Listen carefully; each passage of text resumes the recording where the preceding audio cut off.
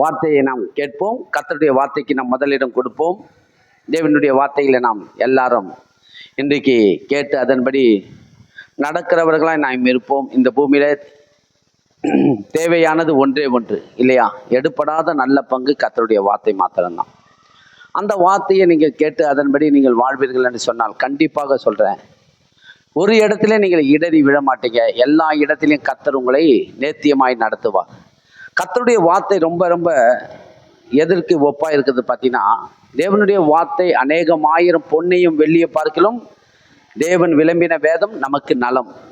அநேகம் ஆயிரம் பொன்னையும் வெள்ளியை நம்ம எத்தனை டன்னு கணக்கில் வச்சிருந்தாலும் அது நமக்கு என்ன தராது? பரிபூர்ணமான சந்தோஷத்தை கொடுக்காது, பேர் மகிழ்ச்சியை கொடுக்காது, அது நம்மளை நல்ல ஜீவனுக்குள்ள நடத்தாது. ஆனால் கர்த்தருடைய வார்த்தை உங்களுக்குள்ள இருக்கும் என்று நான் உங்களுக்கு சொல்லுகிறேன், அந்த வார்த்தை உங்களை தேற்றும் ஆற்றும். பாருங்க, ஒரே ஒரு வார்த்தை சொல்லுது, வருத்தப்பட்டு பாரம் சுமக்கிறவர்களே எல்லாரும் என்னிடத்தில் வாருங்கள் என்று சொல்றாரு. அவர் சொல்றாரு, நான் உங்களுக்கு இளைப்பாறுதலை கொடுக்கிறேன். எதை கொடுக்கிறேன்? இளைப்பாறுதல். யாரால கொடுக்க முடியும் இளைப்பாறுதல்? தேவனால் மாத்திரம்தான் உங்களுக்கு நல்ல இளைப்பாறுதலை கொடுத்து இந்த பூமியில உங்களை நல்லா நடத்த முடியும். அதனால கர்த்தருடைய வார்த்தையை நீங்க என்ன பண்ணணும்னா, அந்த வார்த்தைக்கு முதலிடம் கொடுங்க. அந்த வார்த்தையை கேட்டு அதன்படி நீங்கள் வாழ வேண்டும் என்று சொன்னானே. இன்னைக்கு கூட மகள் சொன்னாங்க இல்லையா, சாட்சி சொன்னாங்க இல்லையா, அவங்க எத்தனையோ வேலைகளை செஞ்சாங்க, எந்த வேலையிலும் அவங்களுக்கு ஏற்ற ஒரு மன திருப்தி இல்லை. பாருங்க, ஒரு பூர்ணமான ஒரு சமாதானம் இல்லை. நம்ம வாழ்கிற வாழ்க்கையில சமாதானம் வேண்டும், இளைப்பாறுதல் வேண்டும். பாருங்க, இளைப்பாறுதல் இல்லாமல் நம்ம வாழ்கிறோம் என்று சொன்னால் அது நமக்கு என்ன கொடுக்கணும்? மன உளைச்சலை கொடுக்கும், நிம்மதியை கொடுக்காது, கவலைக்குள்ளா நம்மளை நடத்தும். அவங்க எத்தனையோ வேலையை செய்து அவங்களுக்கு அந்த இளைப்பாறுதல் கடையில சமாதானம் இல்லை. ஆனா இப்ப பாத்தீங்கன்னா, கர்த்தருடைய சமூகத்துல போய் உட்கார்ந்து தேவனை நோக்கி விண்ணப்பம் பண்ணும்போது அங்க என்ன நடந்தது பாத்தீங்கன்னா, கர்த்தர் ஒரு நல்ல வேலையை கொடுத்தாரு. என்ன வேலையை கொடுத்தாரு? வேலை ரொம்ப ரொம்ப முக்கியம். எத்தனை பேர் விரும்புறீங்க வேலை முக்கியம்னு? வேலை ரொம்ப முக்கியம். மைக்கை செல்லதாக்கிட்டு ரொம்ப ரொம்ப முக்கியம். பாருங்க, வேலை ரொம்ப ரொம்ப முக்கியம். வேலை இல்லாம வேதம் சொல்லுது, வேலை இல்லாம சாப்பிடவே கூடாதான். 1 தெசலோனிக்கேயர் புத்தகத்துல நீங்க பாத்தீங்கன்னா 3ஆம் அதிகாரத்துல எழுதப்பட்டது, வேலை இல்லாமல் ஏன் சாப்பிடுகிறாய் என்று சொல்றாரு. வேலை செய்யாதவன் சாப்பிடக்கூடாதான். அப்ப வேலை ரொம்ப முக்கியம். பாருங்க, கர்த்தர் ஒரு நல்ல வேலையை கொடுத்து நம்மளை இந்த பூமியில அவருக்கு நம்ம முதலிடம் கொடுக்கும் போது அவர் என்ன பண்றாருன்னா, நம்மளை மேன்மைப்படுத்துகிறவராக இருக்கிறார், உயர்த்துகிறவராக இருக்கிறார் இல்லையா? அப்படி இருக்கும்போது இந்த பூமியில நீங்க அவரை சார்ந்து வாழ கற்றுக்கொள்ளுங்க. கண்டிப்பாக நான் சொல்லுகிறேன், நீங்க யாரிடத்திலும் கையேந்தி நிற்க மாட்டீங்க. ஏன்னா கையேந்துகிற பழக்கம் அது நல்லதே கிடையாது. பாருங்க, நம்ம சில பேர் என்ன பண்ணுவாங்கன்னா, கடன் வாங்குறதுல இருந்து ஒழியவே மாட்டாங்க, காலம் ஃபுல்லாக கடன் வாங்கினே இருப்பாங்க. பாருங்க, சில பேர் கடன் வாங்குகிற பழக்கம் வந்துச்சுன்னா அந்த பழக்கத்துலேருந்து வெளியே வரவே மாட்டாங்க. பாருங்க, அதை வாங்கி வாங்கி வாங்கி இங்கேருந்து அங்கே வாங்கி கொடுக்குது, அங்கேருந்து இங்கே வாங்கிது, எதனா ஒன்றா படிச்சுக்கன்னா நாங்கள் வாங்கி போயிட்டு அவராண்ட போய் வாங்கிட்டு வந்துடுவேன் அப்படின்ற எண்ணத்தில் இருப்பாங்க. பாருங்க, ஆனால் நான் உங்களுக்கு சொல்லுகிறேன், கர்த்தர் கடன் வாங்கக்கூடாது, கடன் கொடுக்கணுன்றாரு இல்லையா? அப்படிப்பட்ட எண்ணத்துக்குள்ளே நம்ம இருக்கணும். அப்படி இருக்கணும்னா அதுக்கு நீங்கள் என்ன பண்ணணும்? இன்றைக்கு நான் உங்களுக்கு கொடுக்குற வார்த்தையை கேட்டு அதன்படி நீங்கள் வாழுங்க. கர்த்தர் உங்களை ஆசீர்வதித்து நடத்துவார். எடுத்துக்கொள்ளுங்க, யாக்கோபின் சுவிசேஷம் 1ஆம் அதிகாரம் 2ஆம் வசனத்திலிருந்து நம்ம வாசிப்போம். யாக்கோபின் சுவிசேஷம் 1ஆம் அதிகாரம் 2ஆம் வசனத்திலிருந்து வாசிங்க. நீங்கள் விசுவாசத்தில் யாக்கோபின் நிருபம் எழுதுங்க. அதுதான் 1ஆம் அதிகாரம் 2ஆம் வசனம். என் சகோதரரே, நீங்கள் பலவிதமான சோதனைகளால் அகப்படும் போது உங்கள் விசுவாசத்தின் பரீட்சையினானது பொறுமையை உண்டாக்கும் என்று அறிந்து அதை மிகுந்த சந்தோஷமாக எண்ணுங்கள். நீங்கள் ஒன்றிலும் குறையுள்ளவர்களாயிராமல் பூரணராயும் நிறைவுள்ளவர்களாயும் இருக்கும்படி பொறுமையானது பூரண கிரியை செய்ய கடவது. உங்களில் ஒருவன் நாணத்தில் குறையுள்ளவனாயிருந்தால் யாவருக்கும் சம்பூர்ணமாய் கொடுக்கிறவரும் ஒருவரையும் கடிந்து கொள்ளாதவரும் ஆகிய தேவனிடத்தில் கேட்க கடவன், அப்பொழுது அவனுக்கு கொடுக்கப்படும். ஆனாலும் அவன் எவ்வளவாகில் சந்தேகப்படாமல் விசுவாசத்தோടെ கேட்க கடவன். சந்தேகப்படுகிறவன் காற்றினால் அடிபட்டு அலைகிற கடலின் அலைக்கு ஒப்பாயிருக்கிறான். அப்படிப்பட்ட மனுஷன் தான் கர்த்தரிடத்தில் எதையாகிலும் பெறலாம் என்று நினையாதிருப்பானாக. இருமனம் உள்ளவன் தன் வழிகளில் எல்லாம் நிலையற்றவனாயிருக்கிறான். தாழ்ந்த சகோதரன் தான் உயர்த்தப்பட்டதை குறித்து மேன்மை பாராட்ட கடவன். போதும், நிறுத்திங்க. பாருங்க, இங்க என்ன சொல்றேன்னா 8ஆம் வசனம் வரைக்கும் நான் உங்களுக்கு இதுல இருந்து சில காரியங்களை எடுத்து காட்ட விரும்புகிறேன். என் சகோதரரே, நீங்கள் பலவிதமான சோதனையில் அகப்படும் போது, என்ன சோதனையில் அகப்படும் போது, இந்த உலகத்தில் வாழ்கிற வாழ்க்கையில் நம்ம ஒவ்வொரு நாளைக்கு ஒவ்வொரு காரியங்கள் நம்ம வாழ்க்கையில் நம்மளுக்கு நேரிடும் பாருங்க. நீங்கள் வாழ்கிற வாழ்க்கை ரொம்ப முக்கியம், குடும்பம் ரொம்ப முக்கியம். எத்தனை பேர் குடும்பம் முக்கியன்றீங்க? குடும்பம் ரொம்ப ரொம்ப முக்கியமானது. குடும்பத்தை முதல்ல நம்ம நடத்த கற்றுக்கொள்ள வேண்டும். மனைவியிடத்தில் நம்ம எப்படி இருக்கணும், புருஷனிடத்துல மனைவி எப்படி இருக்கணும், பிள்ளைகளுக்கு எப்படி ஒரு நல்ல ஒரு தகப்பனா இருக்கணும், ஒரு தாயா இருக்கணும். அடுத்தது குடும்பம் தான் ரொம்ப முக்கியம் பாருங்க. குடும்பம் தான் உங்களை முதல்ல உங்களுக்கு ஒரு நல்ல சர்டிஃபிகேட் கொடுக்குது. குடும்பத்துல தான் நீங்க நல்ல ஒரு ஒழுக்கத்துக்குள்ள வரணும்.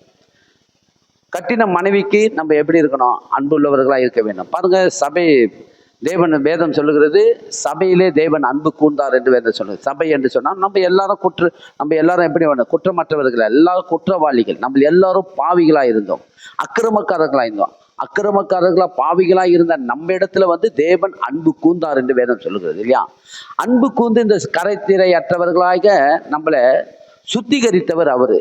அதே போல நம் வாழ்கிற வாழ்க்கையில மனைவிடத்துல ஏதோ பிழை இருக்கும் என்று சொன்னால், குற்றங்கள் இருக்கும் என்று சொன்னால், அந்த குற்றத்தை குற்றப்படுத்தி அவர்களை எப்போதும் பிழை சொல்லுகிறவர்களா இல்லதை இருக்கிற அப்படிப்பட்ட காரியத்தை நாம் செய்யுகிறவர்களா இல்லாம நம்ம எப்படி இருக்க வேண்டும்? மனைவிடத்தில் அன்பு கூற வேண்டும், புருஷனுக்கு மனைவி கீழ்ப்பழிய வேண்டும். இப்படிலாம் இருக்குது பாருங்க. இதெல்லாம் சத்தியம்.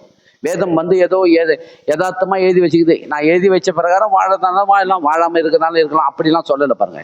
தேவனுடைய வார்த்தையின்படி கேட்டு வாழ்கிறவன் தான் புத்தி உள்ள மனுஷன். யார் மனுஷன்? புத்தி உள்ள மனுஷனா நம்ம வாழ வேண்டும். தேவனுடைய வார்த்தையின்படி, கர்த்தருடைய வேதத்தின்படி நடக்கிறவனே எப்படிப்பட்டவன்? அவன் தான் உத்தமன் என்று சொல்லி வேதம் சொல்லுது. கர்த்தருடைய வேதத்தின்படி நடக்கிற உத்தம மார்க்கத்தார்களே, வேதம் சொல்லுது பாருங்க. கர்த்தருடைய வேதத்தின்படி நடக்கிற உத்தம மார்க்கத்தார்களே. அப்ப கர்த்தருடைய வேதத்தின்படி நடக்கிறவர்கள் தான் உத்தம மார்க்கத்தார் என்று வேதம் சொல்லுகிறது. அப்ப நீங்க என்ன பண்ணணும்? கர்த்தருடைய வார்த்தையை கேட்டு, என் சகோதரரே, நீங்கள் பலவிதமான சோதனைகளில் அகப்படும் போது, இந்த பூமியில ஒவ்வொரு காரியத்திலையும் நம்ம எதனா ஒரு பிரச்சனை நமக்கு நேரிடுகிறது பாருங்க. எதனா ஒரு எதிர்ப்பு நமக்கு உண்டாகிறது. என்ன சூழ்நிலையில ஏதாவது ஒரு பிரச்சனை வரும். அதனால நீங்க என்ன பண்ணீங்கன்னா, பலவிதமான சோதனையில் அகப்படும் போது அங்க சொல்றாரு, உங்கள் விசுவாசத்தின் பரீட்சையானது. எதுங்க பரீட்சை? விசுவாசம் ரொம்ப முக்கியம். விசுவாசம் எங்க இருந்து வருது? பரத்திலிருந்து வருதா? விசுவாசம் உங்களுக்குள்ள இருந்து வருது. எங்க இருந்து வருது? விசுவாசம் உங்க உள்ளத்திலிருந்து வரணும். உங்க உள்ளத்துக்குள்ள இருந்து வருகிற அந்த விசுவாசத்துக்கு சோதனை உண்டாகும் போது அவர் சொல்றாரு, உங்கள் விசுவாசத்துக்கு சோதனை உண்டாகும் போது என்ன பண்ணணுமா? பொறுமை உண்டாகும் என்று அறிந்து அதை மிகுந்த சந்தோஷமாக எண்ணுங்கள். என்ன பண்ணணுமா? அந்த இடத்துலதான் நீங்க என்ன பண்ணணும்? பொறுமையை கை கொள்ளுகிறவர்களா இருக்க வேண்டும். ஏதாவது ஒரு கைகலப்போ, வாய் தகராறோ, பிரச்சனையோ, வேலை ஸ்தானத்திலேயோ, வீட்டிலேயோ, சமுதாயத்திலேயோ, எந்த சூழ்நிலையில இருந்தாலும் நீங்க எப்படிப்பட்டவர்களா இருக்கணும் பார்த்தீங்கன்னா, சோதனை வருகிற போது விசுவாசத்தின் பரீட்சையானது பொறுமையை நீங்கள் கற்றுக்கொண்டு, எதை கற்றுக்கொண்டு? பொறுமை உண்டாகும் என்று அறிந்து அதை மிகுந்த சந்தோஷமாக எண்ணுங்கள். நீங்கள் ஒன்றிலும் குறைவுள்ளவர்களாக இராமல், எதிலும் குறைவுள்ளவர்களாக இருக்கக்கூடாது. நல்லா வாழணும். நீங்க எல்லாரும் பக்கத்தில் இருக்கிறவங்க சொல்லுங்க, நீங்க நல்லாய் குறையில்லாமல் வாழணும் சொல்லுங்க. எப்படி இருக்கணும்? குறையில்லாம வாழணும். தேவன் அதை தான் விரும்புறாரு, குறையில்லாம வாழணும். ஐஸ்வர்யத்துல குறை இருக்கக்கூடாது, சமாதானத்துல குறை இருக்கக்கூடாது, சந்தோஷத்துல குறை இருக்கக்கூடாது, இளைப்பாறுதல குறை இருக்கக்கூடாது.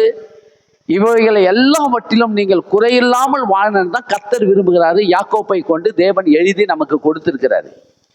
அதை சொல்ற, நீங்கள் ஒன்றிலும் குறைவுள்ளவர்களாய் இராமல் பூரணராயும் நிறைவுள்ளவர்களாயும் இருக்கும்படி பொறுமையானது பூரண கிரியை செய்ய கடவுது.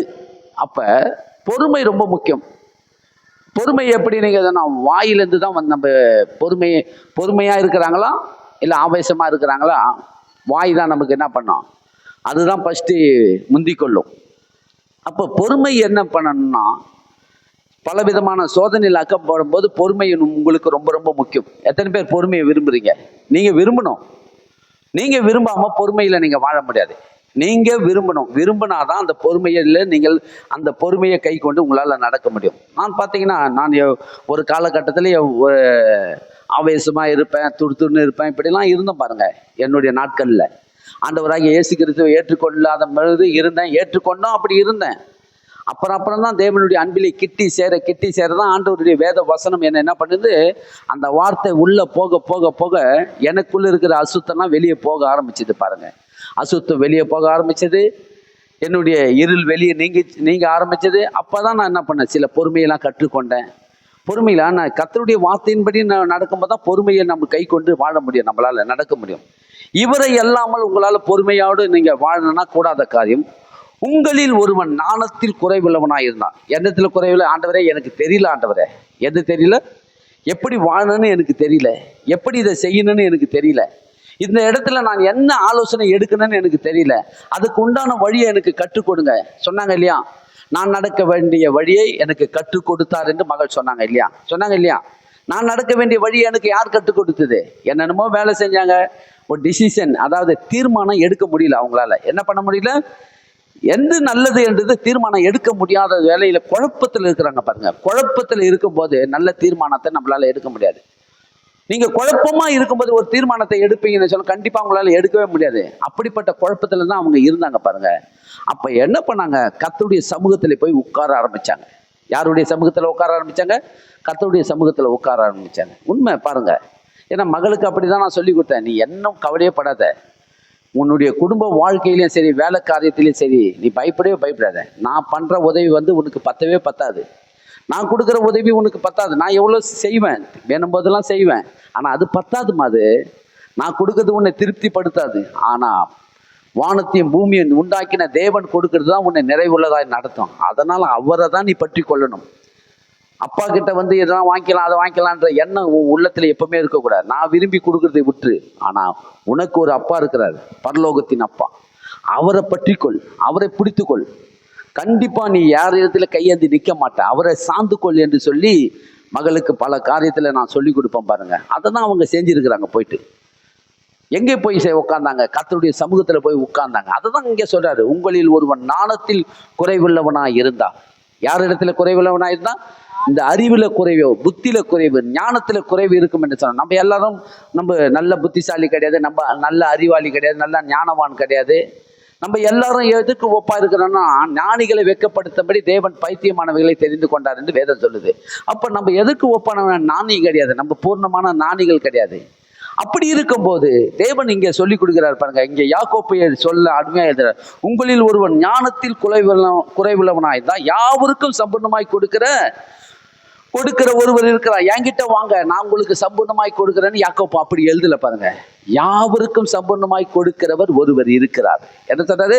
யாவருக்கும் சம்பூர்ணமாய் கொடுக்கிறவர் ஒருவரையும் கடிந்து கொள்ளாதவரையும் என்ன பண்ண மாட்டாராம், யாரையும் என்ன பண்ண மாட்டார். வருகிறவர்களாம் புறம்பே தள்ளி போங்க, என்னை நிம்மதியா இருக்க விடுங்க, என்னை சும்மா என்னை தொந்தரவு பண்ணாதீங்கன்னு சொல்லி கடிந்து பேசுகிறவர் அல்ல அவர். என்ன பேசுகிறவர் அல்ல, அதை தான் சொல்றாரு. ஒருவரையும் கடிந்து கொள்ளாதவர். யாரையும் என்ன பண்ண மாட்டார் அவரு. யார் அவர் கடிந்து கொள்ளாதவர்?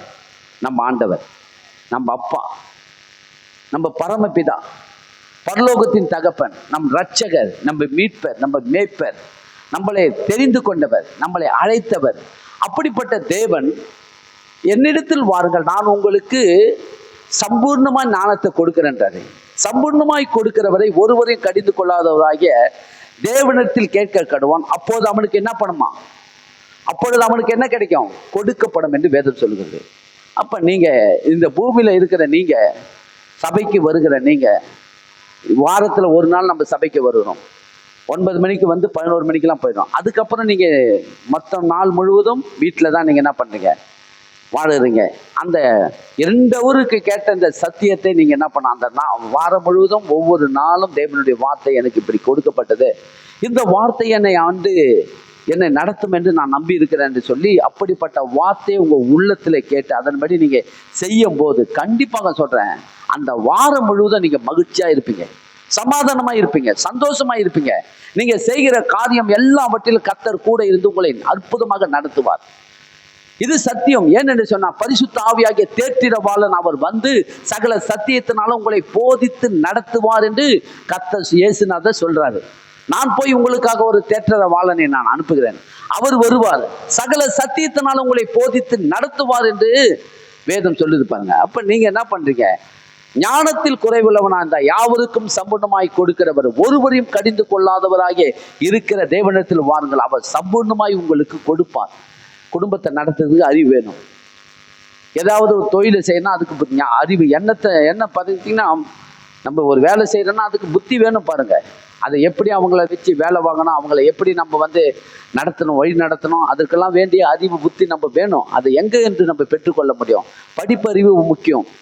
படிப்பறிவு அது ஒரு ஜென்ரலாக எல்லாரும் படித்து அந்த அறிவை வைத்து நம்ம சில வேலைகளை செய்கிறோம். அதற்கும் மேலான என்ன ஞானம் வேணும்னா, தேவனிடத்திலிருந்து வருகிற ஞானம் தான் நம்மளை என்ன பண்ணுமா, நல்ல அற்புதமாக 100க்கு 100% நல்ல சக்சஸ் ஆகிற அளவுக்கு நம்மளை நடத்தும் அந்த ஞானம்.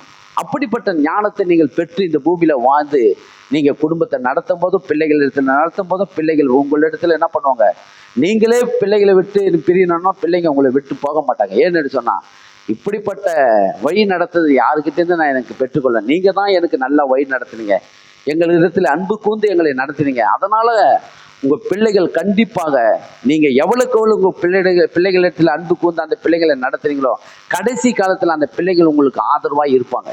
இது சத்தியம், இது உண்மை பாருங்க. ஆண்டவர் உங்களுக்கு சொல்றாரு. அதனால நீங்க என்ன பண்ணீங்கன்னா, ஆனாலும் அவன் சொல்றாரு, ஆனாலும் அவன் எவ்வளவாகினும் சந்தேகப்படாமல் என்ன பண்ணக்கூடாது சொல்லுங்க. சந்தேகம் எதற்கு ஒப்பா இருக்குது பார்த்தீங்கன்னா, சந்தேகம் எதையும் நம்மளுக்கு வாங்கி கொடுக்கவே கொடுக்காது, கொடுக்கறத கூட கெடுத்துடும். சந்தேகம் உங்கள் உள்ளத்துல உண்டாகும் என்று சொன்னால், கண்டிப்பா கொடுக்கிற வாங்கி கிட்ட போய் எடுக்கிற, அதான் சொல்லுவாங்க இல்லையா, வாய்க்கு எட்டின கைக்கு எட்டினது வாய்க்கு எட்டலன்னு சொல்லுவாங்க இல்லையா, கைக்கு எட்டினது வாய்க்கு கிடைக்காத அளவுக்கு பண்ணிட்டு போயிட்டோம் சந்தேகம். சந்தேகத்துக்கு நீங்க என்ன பண்ணக்கூடாதுன்னா, தேவனிடத்தில் சேருகிறவன் என்ன பண்ணணுமா சொல்லுங்க, தேவனிடத்தில் சேருகிறவன் அவர் உண்டென்றும் தம்மை தேடுகிறவருக்கு பலன் அளிக்கிறார் என்று விசுவாசிக்க வேண்டுமா. எத்தனை பேர் தேவனிடத்தை விசுவாசிக்கிறீங்க? நீங்க எல்லாம் தேவனிடத்தில் சேர்ந்துட்டீங்க. அப்ப தேவனிடத்தில் சேருகிறவன் அவர் உண்டு. ஏன் உண்டு? ஏன் இந்த வார்த்தையை எழுதியிருக்கிறார் உண்டு என்று? அவரை நம்ம இது வரைக்கும் பார்த்ததில்லை. நம்ம போயிட்டு ஒரு சொரூபத்தையோ ஒரு விக்கிரகத்தையோ ஒரு பொற்சலையோ போய் நம்ம பார்த்துட்டு தெய்வம் இருக்குதுங்க அப்படின்னு சொல்லி இன்னைக்கு எல்லாம் உலகம் என்ன பண்ணாங்க, அப்படிப்பட்ட சிலைகளை நோக்கி பார்த்துட்டு தெய்வம் இருக்குதுன்னு சொல்லி நம்பி அதை வாழ்ந்துருக்குறாங்க.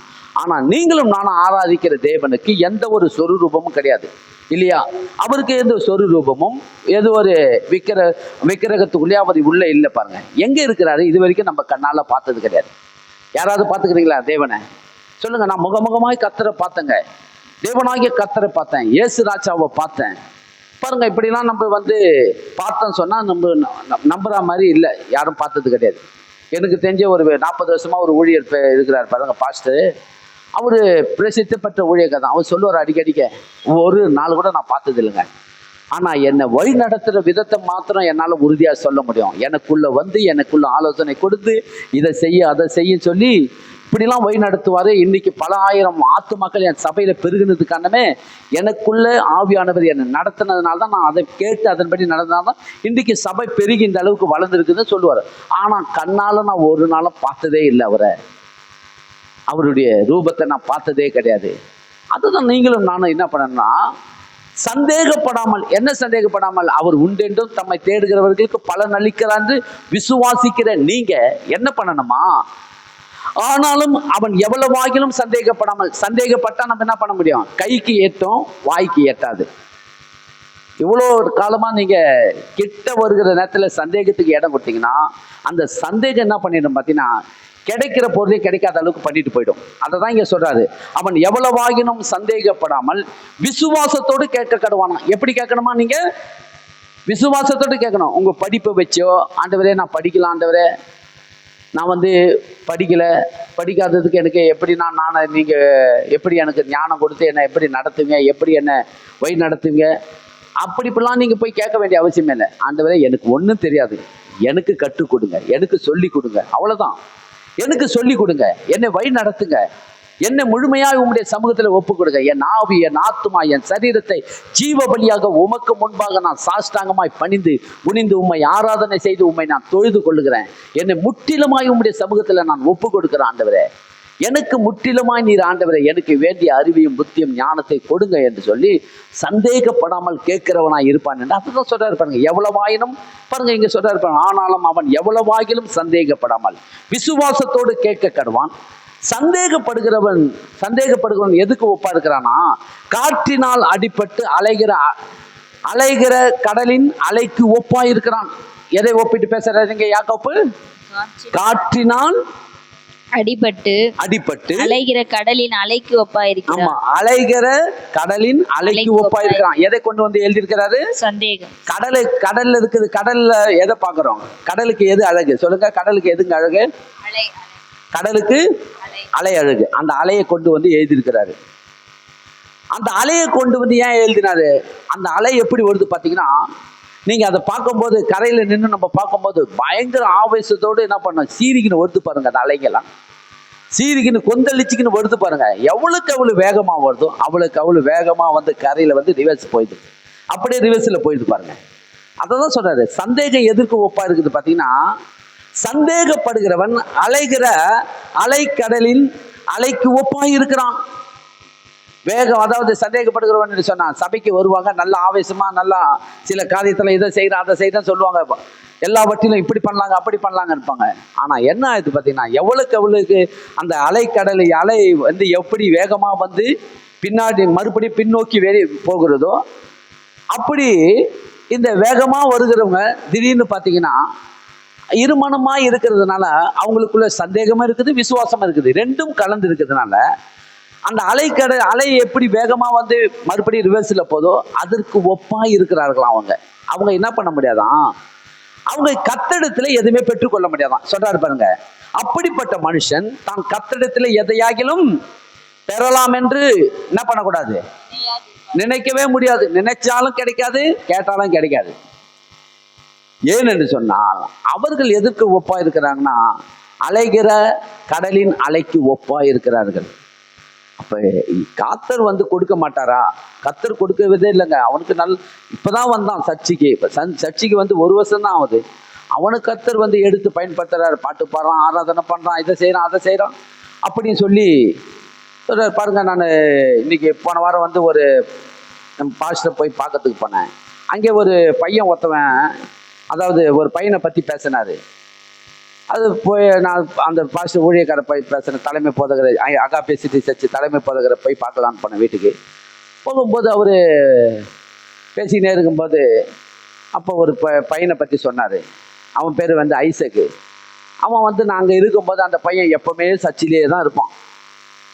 காலையில் பார்த்துட்டா ஃபஸ்ட்டு சர்வீஸுங்க இருப்பான், 2வது சர்வீஸுங்க இருப்பான், சாயங்காலத்தில் கரெக்டாக வந்துடுவான். சின்ன பையன் தான், 10வது படிச்சுருந்தான். அப்போ படித்து எப்போதும் சர்ச்சிலே இருப்பான். என்னென்ன வேலை கொடுக்குறாங்களோ எல்லா வேலையும் அவன் செஞ்சுக்கின்னு அப்படியே கூட மாட இருப்பான், போயிடுவான், அப்புறம் போவான், இப்படியே இருப்பான். நானுன்னா எந்த நேரமும் இந்த பையன் இங்கே இருக்குது அப்படின்லாம் நான் யோசிச்சுருப்பேன் பாருங்க. அப்புறம் பாஸ்டர் வந்து சனிக்கிழமைனா செவ்வ ப்ரேயர் மேலே வச்சுருந்தாரு, அதுலேயும் போய் உட்காந்துப்பான். அவர் கூடயே போய் உட்காந்துக்கின்னு அப்படியே இருந்தான் பாருங்க. இப்போ பார்த்தீங்கன்னா அவனை பற்றி சொன்னார். இதேமாதிரி ஐசாக்குன்ற பையனை வந்து நான் வெளிநாட்டுக்கு போய்க்கிறான் மாதிரி எனக்கு சொன்னார். ஐசாக்கு பற்றி தெரியுமாங்க? உயரமாக இருப்பானே, அவன் 6 அடி இருப்பான் உயரம். அப்போவே 6 அடி உயரமாக இருப்பானே அந்த பையன். அவன் தான். இப்போ வெளிநாட்டில் போயிட்டு வேலை செய்கிறான். மாதம் வந்து 4 லட்சம் 5 லட்சம் சம்பளம் வாங்குறான். அவன் தான் நம்பர் 1 சீஃப் இன்ஜினியராக, அதாவது மெக்கானிக்கல் இன்ஜினியராக இருக்கிறான்பா. கர்த்தர் அவனை சாதாரண டெய்லர், அவங்க அப்பா டெய்லர் வேலை செய்கிறாரு, துணி தைக்கிற வேலை. அவங்க குடும்பமாக வருவாங்க, அவங்க அப்பா அம்மா போயிடுவாங்க. இவன் எப்போதும் சர்ச்சிலே தான் இருப்பான். அப்படிப்பட்ட பையன், ஏன்னா கர்த்தரையே என்ன பண்ணாம தான் கர்த்தருக்காகவே என்ன பண்ண நேரத்தை செலவு செஞ்சான் பாருங்க. அந்த பையன் நேரத்தை வந்து தேவனுடைய சமூகத்தில் அந்த வயசுலே அது பாஸ்டர் என்ன சொல்றாரோ, கூட ஆண்டி இருப்பாங்க, அவங்க என்ன சொல்றாங்களோ அதெல்லாம் செஞ்சுக்கின்னு அவங்க கூடவே இருப்பான். தேவனுடைய சமூகத்தில் நேரத்தை செலவு செஞ்சான். பார்த்தீங்கன்னா இன்னைக்கு எப்படி ஆயிட்டான் பார்த்தீங்கன்னா, வெளிநாட்டில் போயிட்டு 5 லட்சமா சம்பளம் வாங்குறானா, சீஃப் இன்ஜினியராக இருக்கிறானா, நம்பர் 1 அவன் தானா. சாதாரண ஏழ்மையான பையங்க அவன். ஒண்ணுமே சொல்றதுக்கு ஒண்ணுமே கிடையாது, படிப்புக்கு அறிவு கூட கிடையாது. சாதாரண கவர்மெண்ட் ஸ்கூல்ல தான் படிச்சான். மகளுக்கு கூட தெரியும், கவர்மெண்ட் ஸ்கூல்ல தான் படிச்சான். அவன் இன்னைக்கு போயிட்டு வெளிநாட்டில் போயிட்டு 4 லட்சம் 5 லட்சம் சம்பளம் வாங்குறான். இன்னைக்கு அவனை பத்தி பேசும்போது எனக்கே ஆச்சரியமா ஆயிடுச்சு, எப்படி இது நடந்தது? காரணம் என்ன பார்த்தீங்கன்னா, கர்த்தருடைய சமூகத்துல நேரத்தை செலவித்து தேவனோடு ஐக்கியமா இருக்கிற ஒரு எண்ணத்துக்குள்ள இருந்தான் அந்த பையன். நம்ம நினைச்சோம் இப்படி இப்படி வேணா இப்படி இருக்கிறான். ஆனா தேவன் எவ்வளவு நல்லவர் பாருங்க. அதற்காக நான் உங்களுக்கு சொல்லுகிறேன், கர்த்தரிடத்துல நீங்க எவ்வளவு வேணும் சந்தேகப்படாமல் அவரையே சார்ந்து நீங்க இருக்கும் போது எப்படி இருப்பீங்கள் என்று சொன்னால், நான் உங்களுக்கு சொல்றேன், அப்படிப்பட்ட மனுஷன் தான் கர்த்தரிடத்துல எதையும் பெற முடியாது. எப்படிப்பட்ட மனுஷன்? இருமனம் உள்ளவன், நிலையற்றவன். இருமனம் நமக்கு வேண்டாம். ஏனென்று சொன்னால், நான் உங்களுக்கு உறுதியாக சொல்றேன், ஆண்டவராகிய இயேசு ஒருவர் இருக்கிறார். அவர் கண்டிப்பாக என்னை நிலைநிறுத்துவார். என்னுடைய காரியத்தை அவர் கையில நான் ஒப்படைச்சிருக்கிறேன். ஏற்ற காலத்தில் என்னை உயர்த்துவார், என்னை நடத்துவார். என்னுடைய காரியங்கள் எல்லாம் ஆண்டவர் எனக்கு விசாரிக்கிறவராக இருக்கிறார். அதனால ஆனபடினால என் கவலைகள் எல்லாம் அவர் மேல நான் வைத்திருக்கிறேன். அதனால நான் என்ன பண்ண மாட்டேன், எதை குறித்து கவலைப்பட மாட்டேன் எண்ணத்தோடு நீங்க இருக்கிறவர்களா இருக்க வேண்டும். விசுவாசிக்கிறீங்களா? அப்படி இருக்க வேண்டும். அப்ப இதெல்லாம் இருமனம் உள்ளவன், வழிகள் எல்லாம் நிலையற்றவனா இருக்கிறான். கர்த்தரிடத்துல எதையும் பெற முடியாது. அப்ப நீங்க என்ன பண்ணணும்? இருமனத்துக்கு தயவு செய்து இடம் கொடுக்காதீங்க. நாம் ஆராதிக்கிற தேவன் எப்படிப்பட்டவராக இருக்கிறாரு?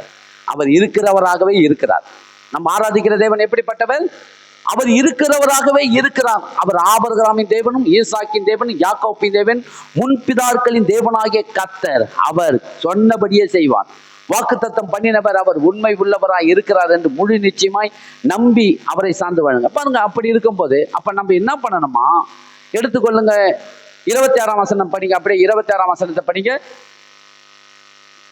உங்களில் ஒருவன் தன் நாவை அடக்காமல் தன் இருதயத்தை வஞ்சித்து தன்னை தேவ பக்தி உள்ளவன் என்று எண்ணினால் அவனுடைய தேவ பக்தி வீணாயிருக்கும். ஆமா, பாருங்க என்ன பிரச்சனை பாத்தீங்கன்னா, இருதயத்தின் நிறைவுதான் வாய் பேசும்.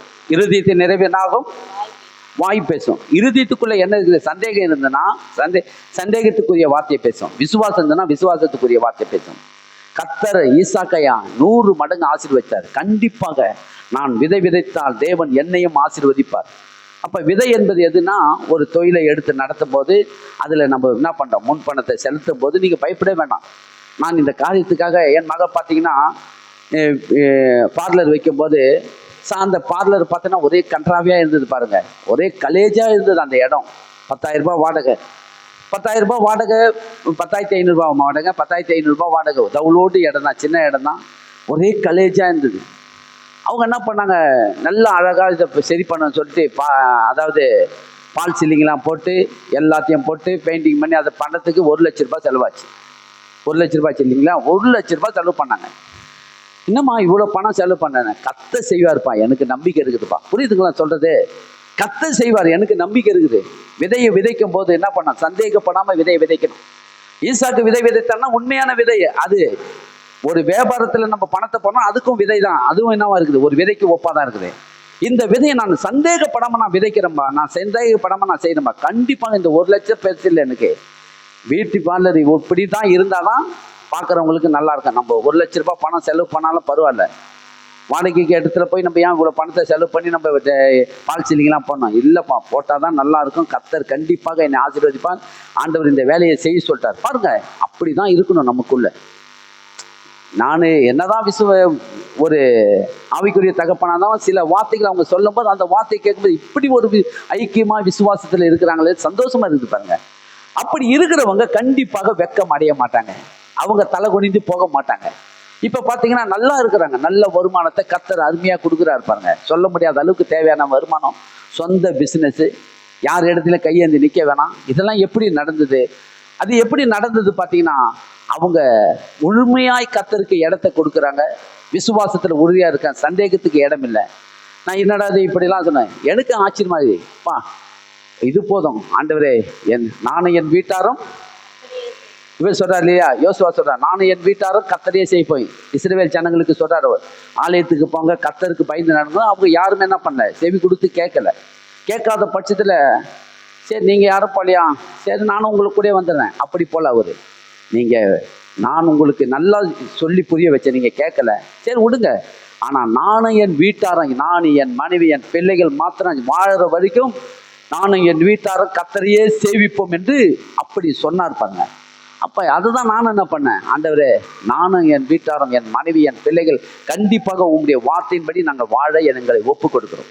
அப்ப இந்த காரியத்தை சொல்லி கொடுக்கும்போது அவங்க பற்றி கொள்ளும் போது தேவன் என்ன பண்றாரு, எடுத்து பயன்படுத்துகிறார். இப்போ அவங்க வாழ்க்கையே எனக்கு அதை பற்றி கவலை இல்லை, ஆண்டவர் நல்லா என்ன பண்ணுவார், நடத்துவார். இது சத்தியம். அப்போ நீங்கள் என்ன பண்ணுறீங்க, உங்களில் ஒருவன் தன் நாவை அடக்காமல் தன் இருதயத்தை வஞ்சித்து தன்னை தேவ பக்தி உள்ளவன் என்று எண்ணினால் அவனுடைய தேவ பக்தி எப்படி இருக்குமா, வீணா இருக்கும். தேவ பக்தி வீணா போகிறதும் விருத்தி அடைவதும் உங்ககிட்ட தான் இருக்குது. வீணா போகணுமா விருத்தி அடையணுமா உங்ககிட்ட தான் இருக்குது. தேவ பக்தியில நடந்துக்கிட்டு வந்தீங்க, இவ்வளவு நாளா தேவ பக்தியில வந்துருக்கிறீங்க, பல வருஷமா தேவனுடைய பக்தியில வளர்ந்த நீங்க டக்குன்னு வீணா போகுதுன்னா அதுக்கு காரணம் என்ன? நல்ல தேவ பக்தியில வந்தாருப்பா, ஆண்டவர் திடீர்னு ஒரு என்ன பண்ணிட்டாரு, ஆண்டவர் என்ன பண்ணிட்டாரு,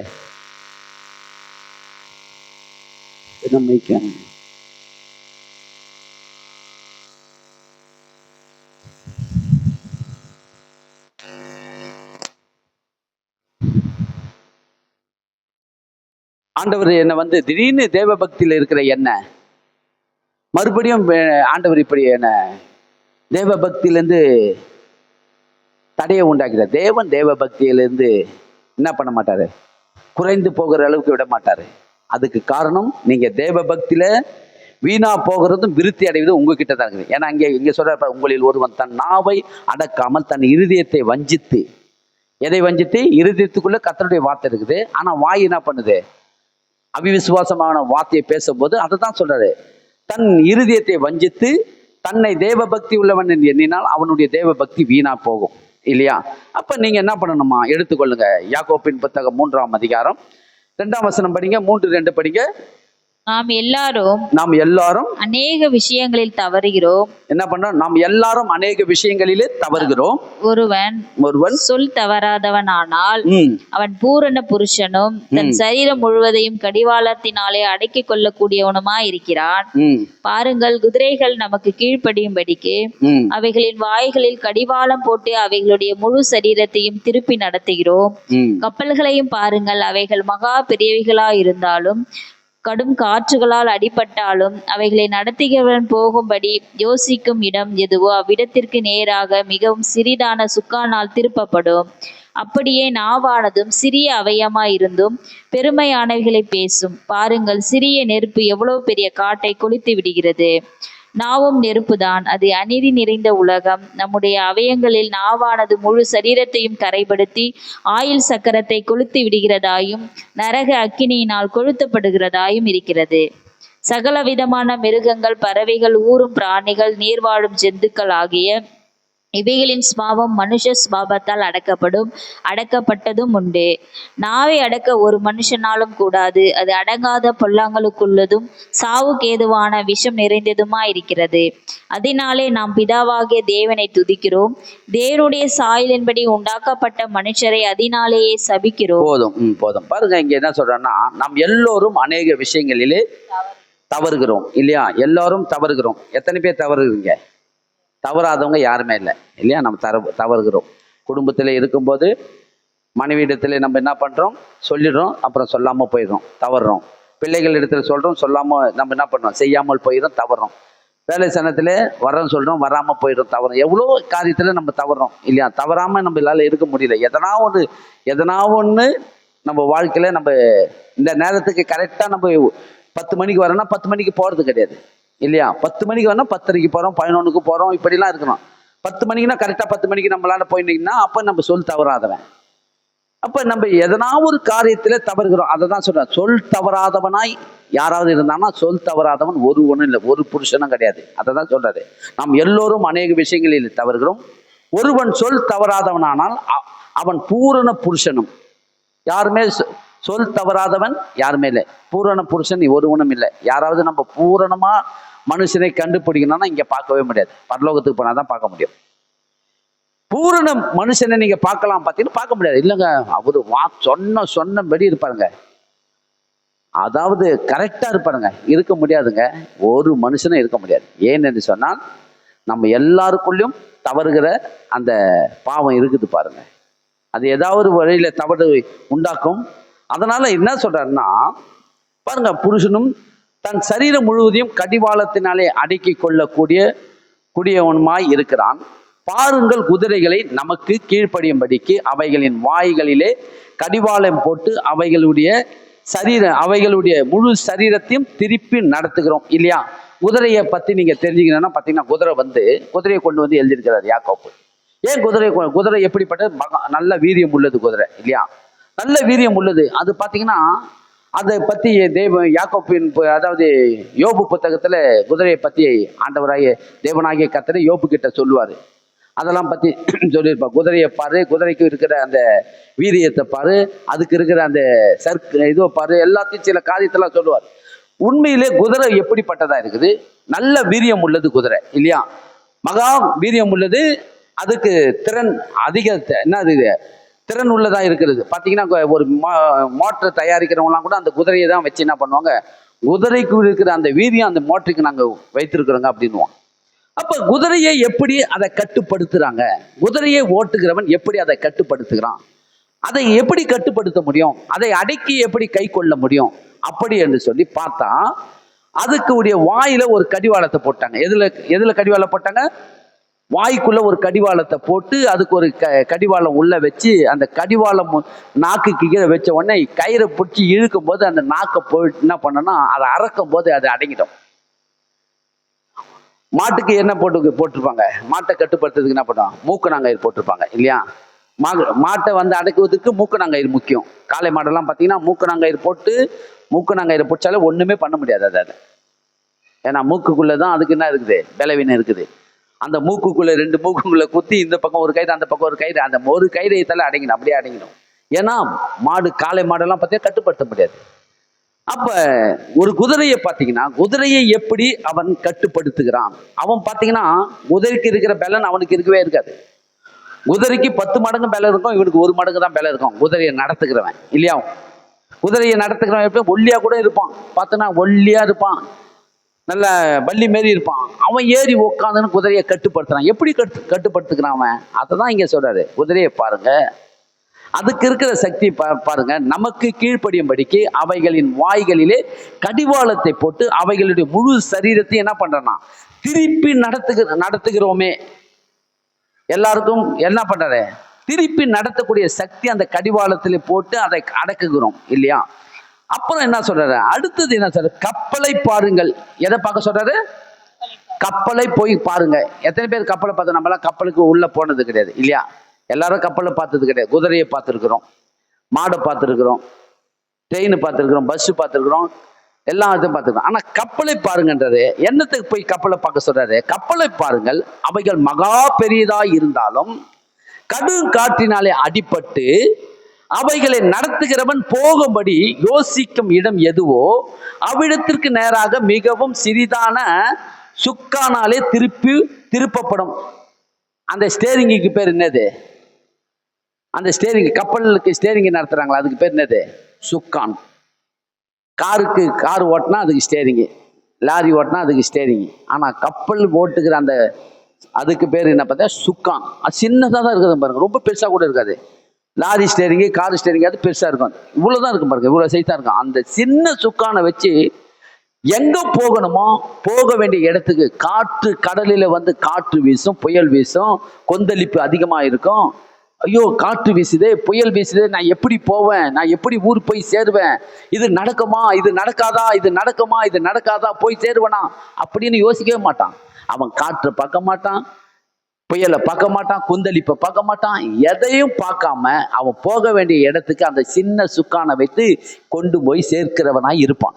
அதை தான் இங்க என்ன சொல்றான்னா, ஏன் இதை சொல்றான்னா, தேவனுடைய வார்த்தைகளை கேட்டு அதை கேட்டு ஒவ்வொரு காரியத்திலும் தேவனுடைய வார்த்தைகளை எப்போது கேட்கறீங்களே, உலகம் சொல்ற வார்த்தைகளை கேட்கறீங்க. அதனால நான் வாழ்கிற வாழ்க்கையில நான் இன்னும் எப்படிதான் இந்த குடும்பத்தை நான் நடத்துவணும், இந்த குடும்பத்தை நான் எப்படிதான் நான் நடத்தி தீர்ப்பணும், இன்னும் எவ்வளவு நாளைக்கு இந்த குடும்பத்துல நான் அழுவணும், அப்படி இப்படி சொல்லி இன்னைக்கு உலகம் பல விதமா சொல்றாங்க. ஆனா நீங்க என்ன பண்ணீங்க, இல்ல அப்படி பேசுகிறவர்கள் இருக்கக்கூடாது. இதுவரைக்கும் வழி நடத்தி வந்த தேவன் இன்னமும் நடத்துவார். விசுவாசிக்கிறீங்களா? இதுவரைக்கும் நடத்தி வந்தவர் என்ன நடத்துவார். எப்படி அந்த கப்பலை ஓட்டுகிறவன் போய் சேர வேண்டிய இடத்துக்கு போய் சேரும்படி சின்ன சுக்கானை வச்சு எப்படி போய் சேருகிறானோ, உங்க வாய்க்குள்ள கண்ட விதமான வார்த்தைகளை பேசாம, தேவையில்லாத வார்த்தைகளை போட்டு அலப்பாம, அதை போட்டு இதை போட்டு அலப்புகிறவர்களா இல்லாம பேச வேண்டிய வார்த்தையை மாத்திரம் பேசணும்.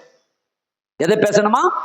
என்னென்ன வார்த்தையை பேசினா நம்ம இந்த வாழ்க்கை என்ற பயணத்தை நடத்த முடியுமோ அப்படிப்பட்ட வார்த்தைகளை பேசுகிறவர்களா இருக்கிறதுக்காக தான் இதை கொண்டு வந்து எழுதுறாரு.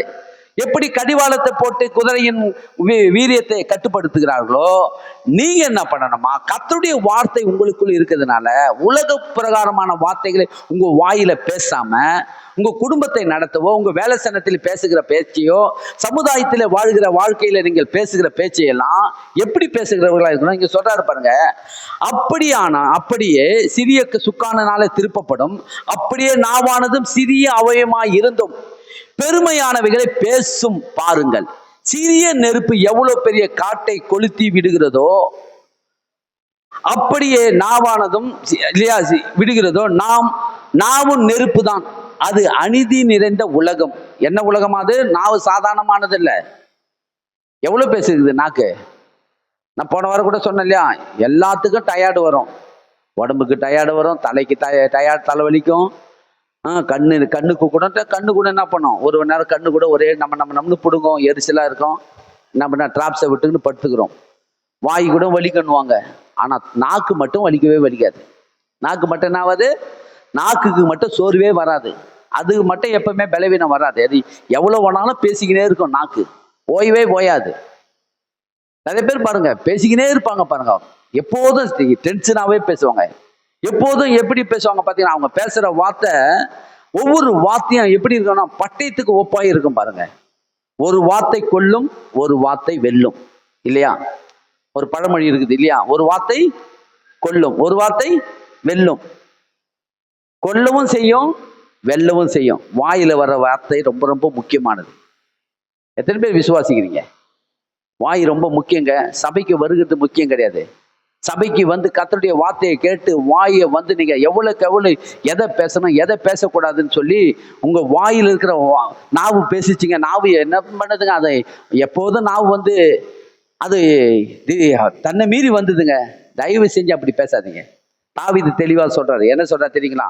143 சங்கீதம் 3ஆம் வசனத்தை படிக்க பாருங்க. 143 சங்கீதம் 141 சங்கீதம் 3ஆம் வசனத்தை படிங்க. என்ன சொல்றாரு பாருங்க.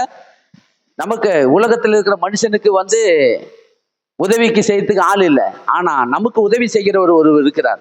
141:3 படிங்க பாப்போம். 143 41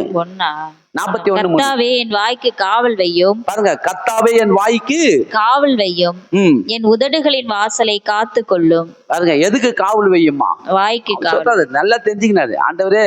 இந்த நாவு அடங்க மாட்டேங்குது, இந்த வாய்க்கு அடங்காத இது என்ன பண்ணுது, தேவையில்லாத இடத்துல வாயை கொடுத்து என்ன பண்ணுது, பிரச்சனையை உருவாக்குது. அதனால நீங்க என்ன பண்ணுங்க, என் நாவுக்கு ஒரு காவல் வையும் ஆண்டவரே. தாவீது தெளிவா கேட்கிறாரு, என் நாவுக்கு ஒரு காவல் வையும், என் உதடுகளை காத்து கொள்ளும் என்று சொல்லி தாவீது தெளிவா வேண்டிக் கொள்ள. அதனால நான் உங்களுக்கு சொல்றேன், உங்க நாவுக்கு ஒரு காவல் வையும் என்று கர்த்தரிடத்துல கேளுங்க. என் வாய்க்கு ஒரு காவல் வையும் ஆண்டவரே, எனக்கு ஆண்டவரே உதவி செய்யுங்க. வாய் கண்ட நேரத்துல பேசுது, எந்த இடத்துல பேசணும் தெரியாம பேசிடுது, பேசிட்டு வம்பு விலை கொடுத்து வாங்குது. வம்பு எப்படி வருது? வாயிலிருந்து தான் வருது. வம்பு எங்கிருந்து வருது? வாயிலிருந்து தான் வருது. வாய்க்கு எனக்கு காவல் வையும், என் உதடுகளை காத்து கொள்ளும் என்று. அப்ப என்ன சொல்றாரு? அப்படியே நாவானது சிறிய அவயமாய் இருந்தும் பெருமையானவைகளை பேசும் பாருங்கள். சிறிய நெருப்பு எவ்வளவு பெரிய காட்டை கொளுத்தும் இல்லையா? ஒரே ஒரு ஒத்திக்கிச்சு போதும் ஒரு காட்டை கொளுத்துறதுக்கு. ஒரே ஒரு வார்த்தை போதும். அந்த ஒரு வார்த்தை என்னவாக்குமா? நெருப்பும் நாவும் நெருப்பு தான். அது அநீதி நிறைந்த உலகம். நம்முடைய அவயங்களிலே நாவானது முழு சரீரத்தையும் கரைப்படுத்தி ஆயுள் சக்கரத்தை கொளுத்து விடுகிறதா இருக்கு. ஆயுள் சக்கரம் என்று சொன்னா நம்மளுடைய ஆயுசு நாட்களை அழிக்கக்கூடியதா இருக்கிறது. நல்லா வாழ வேண்டிய வயசு, நல்லா வாழ்ந்து முடிக்கலாம் இந்த பூமியில. ஆனா நம்ம நல்லா வாழ வேண்டிய காலத்தெல்லாம் என்ன பண்ணோம்னா விட்டு கூடிய சீக்கிரத்துமே நம்ம என்ன பண்ணோம், மரணத்தை சந்திக்க வேண்டியவர்களா இருக்கிறோம். அதுக்கு காரணம் என்னவென்று சொன்னா நாவு தானா. பாருங்க என்ன பண்ணுது, ஆயுள் சக்கரத்தை கொளுத்தி விடுகிறது. நரக அக்கினினாலே கொளுத்தி விடுகிறதா இருக்கான். வீட்டுக்குள்ளே ஒரு நரகத்தை போல உங்க வீட்டை உருவாக்க முடியும். நரகம் போல இருக்கும் வீட்டுக்குள்ள. நீங்க பாத்தீங்கன்னா நிறைய பேர் வீடு நரகத்துக்கு ஒப்பாதான் இருக்குது. சில வீடுங்களாம் வீட்டுக்குள்ள அவங்க எப்போதும் எப்படி இருக்கிறாங்க பாத்தீங்கன்னா நரகத்துல வாழுற மாதிரி வாழ்ந்துட்டு இருக்கிறாங்க. இவங்க ஒண்ணு பேச, அவங்க ஒண்ணு பேச, அவங்க ஒண்ணு சொல்ல, இவங்க ஒண்ணு சொல்ல, மாத்தி மாத்தி சொல்லு. இதெல்லாம் நான் தான், நான் பண்ணதுதான், என்னாலதான் இது எல்லாம் நடந்தது, நான் தான் இதுக்கு காரணம், இதை நான் வாங்கினேன், அதை நான் வாங்கினேன், இதை நான் பண்ணேன், இதை நான் பண்ணேன், இப்படிலாம் பேசி பேசி பேசி அப்ப நான் ஒண்ணுமே பண்ணல. நீ என்னத்த பண்ணி கீச்ச, நீ என்ன பண்ணி கீச்ச, நீ என்ன கொடுத்த, நீ கொடுத்தது கைக்கும் வாய்க்குமே சரியா போச்சு, நீ கொடுத்தது ஒண்ணும் கிடையாது, நான் சிறுவ சேர்த்து தான் நான் பண்ணேன். அப்ப நான் கொடுக்கவே இல்லையா? புருஷன் கேட்குறேன், நான் கொடுக்கவே இல்லையா? அதான் சொல்றேன், நீ கொடுத்தது கைக்கும் வாய்க்குமே போச்சு, ஸ்கூல் ஃபீஸ் கட்ட முடியல, ஒன்றும் பண்ண முடியல, அதை பண்ண முடியல. அப்ப எப்படி இருக்கும் அந்த குடும்பம்? கொஞ்சம் யோசித்து பாருங்க. அந்த குடும்பம் நல்லா இருக்க நினைக்கிறீங்க? கணவன் மனைவிக்குள்ள இருக்கிற அந்த பிரிவினை எப்படிப்பட்டதா இருக்குன்னா, பிள்ளைங்க பார்க்குதுங்க ரெண்டும், என்னப்போ பார்த்தாலும் இதுங்க எப்போ பார்த்தாலும் ஒன்னோடு நான் தான் கோபிச்சானேன், நான் தான் பண்ணேன், நான் தான் பண்ண சொல்லி. அப்ப அடுத்தது அந்த பிள்ளைங்க உடைய வாழ்க்கையில எப்படி இருக்குன்னு கொஞ்சம் யோசித்து பாருங்க. குடும்பம் எப்படி இருக்குமா? நரக அக்கினிக்கு ஒப்பா இருக்குமா குடும்பம். அதை தான் சொல்றாரு பாருங்க. இந்த நாவினால் வருகிற வார்த்தையை கொண்டு உங்க குடும்பம் எப்படிப்பட்டதா இருக்குன்னா, நரக அக்கினினாலே கொளுத்தப்படுகிறதா இருக்குமே இருக்கிறதே. நீங்க நரகத்தை போய் நீங்க பார்த்தீங்களா பார்க்கலையான்னு நம்ம எப்ப போய் நரகத்தை பார்க்க போறோம்? நரகத்தை நம்ம போய் பார்க்க வேண்டிய அவசியம் இல்லை. ஏன்னா நரகம் வந்து கொடூரமான இடம், அதுல நம்ம போக போறோம். ஆனா இங்கேயே சில பேர் வீடு அப்படிதான் இருக்குதான். அநேக நரகத்துக்கு ஒப்பாதான் வாழ்ந்துக்கிட்டு இருக்கிறாங்க. ஐயோ, வீட்டுக்குள்ள போனாலே பயமா இருக்குதுப்பா, என்னால மறக்க முடியாது பாருங்க. கூட இருந்த ஒருத்தர் என் நண்பர் சொல்லுவான், நானும் அவரு 2 பேரும் வேலையை முடிச்சுட்டு வருவான். அங்க ஒரு பார்க் இருக்கும் பாருங்க, மணிகுண்டுன்னு ஒரு பார்க் இருக்கும். அவன் பார்க்குள்ள போயிடுவான். என்னடா என்னத்துக்கு பார்க்குள்ள போறேன்னு கேட்டான். நான் இதுக்கப்புறம் நான் எப்போ வீட்டுக்கு போவேன்னா 10:30 மணிக்கு மேலே தான் நான் வீட்டை போவேன். அப்போ என்ன பண்ணுவேன்னா 7:30 7:20 கம்பெனி விட்டு வெளியே வருவோம். 7 மணிக்கு கம்பெனி முடியும், 7:20 பூட்டிட்டு வந்துடுவோம். இப்போ 7:20 7:30 மணிலேருந்து 10:30 மணி வரைக்கும் இங்கே தான் இருப்பேன். ஆமாம், இங்கே தான் உக்காந்துருப்பேன். ஏன் எனக்கு வீட்டுக்குள்ளே போனால் போச்சு, பேசிக்கினே இருப்பாங்க, எதை சொல்லி அதை சொல்லி என்னை தொந்தரவு பண்ணிக்கினே இருப்பாங்க. என்னால் போக முடியாது. அவங்க தூங்கின உடனே சைலண்ட்டாக போயிட்டு சாப்பாடு போட்டு சாப்பிட்டு காலையிலேருந்து வேலைக்கு வந்துடுவேன். அப்படின்றான் பாருங்க. இப்படி இருக்கிறாங்க, உலகம் இருக்குது. ஏன்னா என் கூட இருந்த வீட்டில் அப்படியே நடந்தது. காரணம் நான் பேச்சான், பேசிக்கினே இருப்பாங்களாம். இருக்குது பாருங்க. இன்றைக்கு அவங்க குடும்பம் சபைக்கு போறவங்க தான், ஏதோ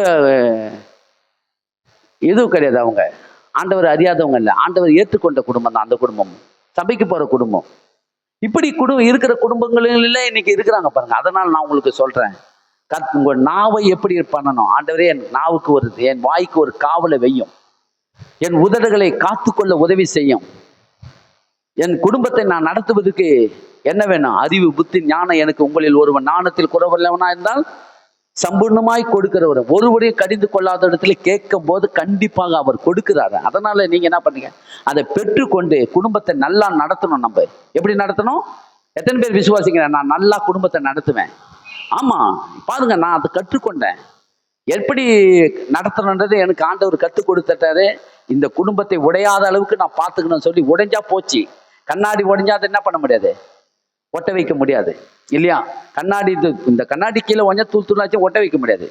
குடும்பமும் உடையாத அளவுக்கு பார்த்துக்கணும். நீங்க பாருங்க, குடும்பத்தை என்ன பண்ணணும்? உடையாத அளவுக்கு குடும்பம் முக்கியம், அதுக்கப்புறம் தான் ஊழியமே. அப்படி நீங்க இருக்கிறவர்களா இருக்க வேண்டும். பாருங்க, அவர் சொல்றாரு, சகல விதமான இது நரக அக்கினிக்கு ஒப்பா இருக்கிறது. சகல விதமான மிருகங்களும் பறவைகளும் ஊரும் பிராணிகள் நீர் வாழும் ஜந்துக்கள் ஆகிய இவைகளில் சுபாவமும் மனுஷ சுபாவத்தினாலே அடக்கப்பட்டதும் உண்டு இல்லையா? எல்லா மிருக ஜீவனங்களையும் மனுஷன் என்ன பண்றான்? அடக்குறானா இல்லையா? எல்லாவற்றையும் அடக்குறான் மனுஷன். அடக்காதது ஒன்றுமே கிடையாது. எல்லாம் யானையை பார்த்தீங்கன்னா, யானை எவ்வளவு பெருசா இருக்குது, அது கரெக்டா அடங்குது பாருங்க. அதை ஒரு என்ன பண்ணா, ஏதோ ஒரு குச்சி வச்சிருப்பான். அந்த குச்சி பேர் என்னப்பா? அங்குசம். அங்குசம் இல்லையா? அங்குசம் தானே அந்த குச்சி பேரு. அந்த குச்சியை வச்சுக்கின்னு கரெக்டா அதை வச்சுதான் என்ன பண்ணுவான். அது பார்க்கறதுக்கு சின்னதா இருக்கும். அந்த அங்குசத்தை வச்சுதான் அதை கட்டுப்படுத்தினான் பாருங்க. ஏனையை கட்டுப்படுத்துறதுக்கு வேற கொம்பு தேவையில்லை, ஒரு அங்குசம் வச்சிருப்பாங்க பாருங்க. அங்குசம் வச்சு அப்படி குத்துவான். அது உட்காரம் ஏந்திருக்கும். அதை கட்டுப்படுத்துறான் பாருங்க. எப்படி கட்டுப்படுத்துறான்? அதுதான் இங்க சொல்றாரு. எல்லா பறவை ஜீவ ஜந்துக்களையும் மனுஷன் அடக்குறானே. சிங்கத்தை பாருங்க, எத்தனை பேர் இதுக்கு சர்க்கஸுக்கு போயிருக்கீங்க தெரியல. பாருங்க, சிங்கம் பாருங்க, ஒரு வளையம் மாரி காட்டுவான். அந்த வளையத்துல தாண்டி ஜம்ப் பண்ணி உள்ள வளையத்துக்குள்ள தாண்டி ஜம்ப் பண்ணி வெளியே வரும். எப்படி அது நடத்துது? அவன் கட்டுப்படுத்தி இருக்கிறான், அதை கண்ட்ரோல் பண்ணி நடத்துறான் பாருங்க. எல்லா ஜீவத்துக்கும். இப்போ டால்பின் மீன்கள்லாம் பார்த்தீங்கன்னா அதுங்களுக்கெல்லாம் பயிற்சி கொடுத்து அதுங்களா கூட என்ன பண்ணுதுன்னா அதுங்களாம் டைவ் அடிக்குது பாருங்க. இப்படி அப்படியே டைவ் அடிக்கும். ஒரு பாலை கட்டுவான், அந்த பாலை எடுத்துன்னு வந்து அந்த பால் அப்படியே தூக்கி வச்சு இப்படி அப்படியே என்ன பண்ணும் விளையாடு. சில எல்லா ஜீவச்சந்துக்களையும் மனுஷன் கட்டுப்படுத்துறானே, அதான் சொல்றாரு பாருங்க. 7ஆம் வசனம் தெளிவா சொல்றாருங்க. சகல விதமான மிருகங்கள், பறவைகள், ஊரும் பிராணிகள், நீர் வாழும் ஜந்துக்கள் ஆகிய இவைகளின் சுபாவம் மனுஷர் சுபாவத்தினாலே அடக்கப்பட்டதும் உண்டு. நாவை அடக்க ஒரு மனுஷனாலும் கூடாது. நாவை அடக்க என்ன பண்ணது? கூடவே கூடாது. அடங்கவே அடங்காது நாவு, பொல்லாதது நாவு. அப்ப எப்படிதான் அடங்க? அதை தான் தாவீது தெளிவா சொல்லிட்டாரு. ஆண்டவரே என் நாவை என் வாயை காக்க ஒரு தெய்வத்தை ஆண்டவரே ஒரு தூதனை வெய்யம்னு கேட்கிறாரு. நாவு அடங்காது. அவர்கிட்ட கேளுங்க, கர்த்தர் கண்டிப்பாக. நான் அப்படிதான் கேட்டேன் பாருங்க. ஆண்டவரே என் நாவை அடக்க எனக்கு என் வாயை காக்க எனக்கு ஒரு தூதனை அனுப்பும் ஆண்டவரே, உதவி செய்யுங்கப்பா. பாருங்க, நீங்க பிள்ளைங்க எடுத்துட்டு கேளுங்க, மனைவி எடுத்து கேளுங்க, வேலை செய்யற இடத்துலையும் கேளுங்க. வேலை செய்யறவங்களெல்லாம் யாருமே நான் என்ன பண்ண மாட்டேன், அவதூறுவாய் பேசுறது கிடையாது, கடினமாய் பேசுறது கிடையாது. ஏன்னா கடினமா பேசினா காரியம் கெட்டு போயிடும். அவதூறுவாய் பேசினா அவன் என்ன பண்ணுவான், பின்னாடி நம்மள பேசுவான். குடும்பத்துல மனைவி பத்தி அவதூறுவாய் பேசுறது கிடையாது, பிள்ளைங்களை பேசுறது, சமுதாயத்துல பேசுறது. எங்க இதெல்லாம் எப்படி பரவாயில்லப்பா, எப்படிப்பா இதெல்லாம்? இல்லை, நான் ஒன்றும் பண்ணல. கர்த்தர்கிட்ட போனேன், அவர் என் வாயை அடக்க ஒரு தூதனை வைத்தார், அவர் செஞ்சார். இதுதான் சத்தியம்.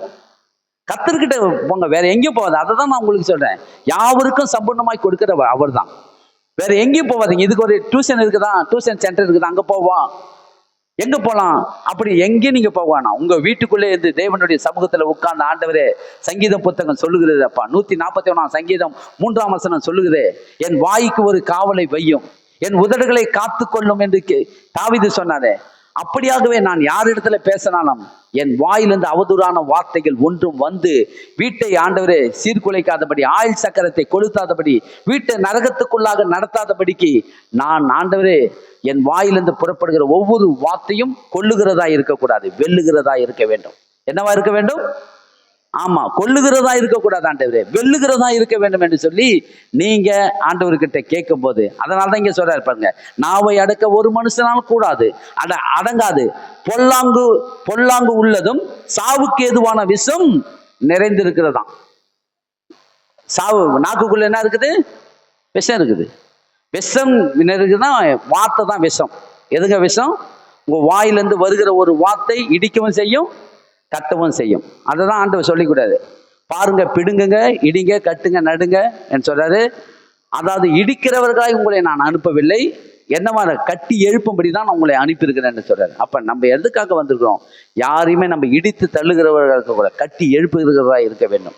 வார்த்தை ரொம்ப ரொம்ப முக்கியம். உங்க வாயிலிருந்து வர வார்த்தை யாருமே என்ன பண்ணக்கூடாது,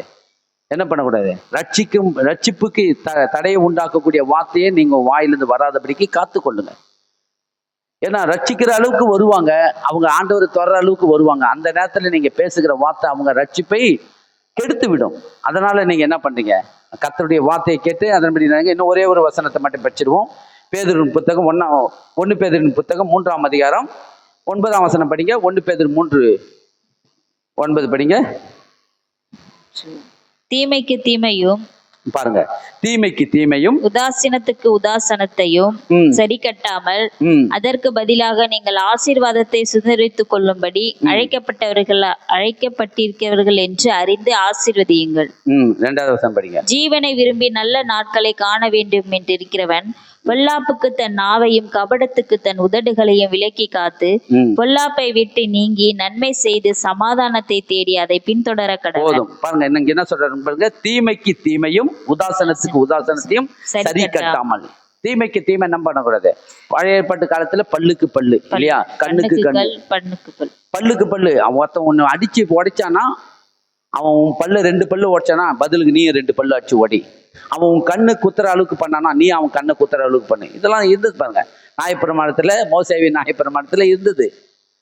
ஆனா இங்கே புதிய ஏற்பாட்டு காலத்துல ஆண்டவர் என்ன பண்ணிட்டாரு, இதெல்லாம் செய்யாத அளவுக்கு என்ன பண்ணாரு, தீமைக்கு தீமையும் உதாசனத்துக்கு உதாசனத்தையும் சரி கட்டாமல் அதற்கு பதிலாக நீங்கள் என்ன பண்ணணுமா, நீங்கள் ஆசீர்வாதத்தை சுதந்திரித்து கொள்ளும்படி அழைக்கப்பட்டு இருக்கிறவர்கள் என்று அறிந்து. எதற்காக வந்திருக்கிறோம்? நம்ம எல்லாரும் ஆசீர்வாதத்தை சுதந்திரித்து கொள்ளும்படி அழைக்கப்பட்டு இருக்கிறோம். எதை ஆசீர்வாதத்தை?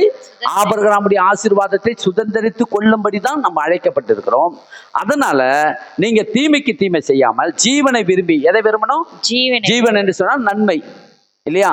நன்மையை விரும்பி, ஜீவனை விரும்பி நல்ல நாட்களை காண வேண்டும் என்கிறவன் பொல்லாப்புக்கு தன் நாவை, கபடத்துக்கு தன் உதடுகளை விலக்கி காத்து. பொல்லாப்புக்கு என்ன பண்ணணுமா? பொல்லாத காரியம் அந்த இடத்துல நடக்குதுன்னா அந்த இடத்துல நாவை ஜாக்கிரதையா வைத்துக் கொள்ளுங்க. அவன் பேசிடான்ட்டு நம்மளும் பேசிடக்கூடாது. என்ன பண்ணக்கூடாது? அந்த வார்த்தை தான் உங்க சாட்சியை கெடுத்துடும். இவ்வளவு காலமா நீங்க சாட்சியாய் வாழ்ந்து வந்த அந்த வார்த்தை, ஒரே வார்த்தை, அந்த ஒரு வார்த்தை உங்க சாட்சி முழுவதையும் அழிச்சிட்டு போயிடும். ஏம்பா நான் என்னமோ நினைச்சேன்பா அந்த மனுஷனை இப்படி பேசுவான், நான் நினைச்சே பார்க்கல. பேசி காத்துக்கிறீங்களா? இப்படி பேசுவார், இவ்வளவு கீழ்மட்டமா பேசுவார், நான் நினைச்சே பார்க்கல. இவ்வளவு கீழ்மட்டமா பேசிட்டாரு பாருங்க. அதை தான் இங்க சொல்றாரு. என்ன சொல்றாரு இங்கே? பேதுரு அவர்கள் சொல்றாருங்க, நல்ல நாட்களை காண வேண்டும் என்று விரும்புகிறவன் பொல்லாப்புக்கு தன் நாவை, கபடத்துக்கு தன் உதடுகளையும் விலக்கி காத்து, பொல்லாப்பை விட்டு நீங்கி நன்மை செய்து சமாதானத்தை தேடி அதை பின்தொடர கடவான். எதை விட்டு நம்ம பண்ணுமா? பொல்லாப்பை விட்டு நன்மை செய்யணும். உலகம் சொல்லுது நன்மை செஞ்சதெல்லாம் போதும், செஞ்சு நாங்கள் எங்களுக்கு எல்லாம் என்ன பண்ணாங்க?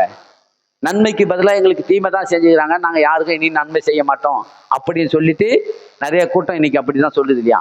ஆனால் வேதம் அப்படி சொல்லலை. நன்மை செய்கிறதுல என்ன பண்ணக்கூடாதான்? சொல்லுங்க. நன்மை செய்தல சோர்ந்தே போகக்கூடாது. நன்மை செய்தல என்ன கூடாது? சோர்ந்தே போகக்கூடாது. உலகம் சொல்லுது நன்மை செஞ்சு நாங்கள் கொடுத்தோங்க, கொடுத்ததுக்கு பதிலாக அவங்க எங்களுக்கு பதில் கொடுத்தது போதும், அதனால நாங்கள் என்ன பண்ண மாட்டோம், இனி செஞ்சதுலாம் போதும்னு உலகம் சொல்லுது. அதை நீங்களும் நானும் ஃபாலோ பண்ணக்கூடாது. இங்க இருந்த கத்தர் நான் சொல்றேன், அதுதான் நம்ம ஃபாலோ பண்ணும். அதுதான் இவன் என்ன சொல்றது?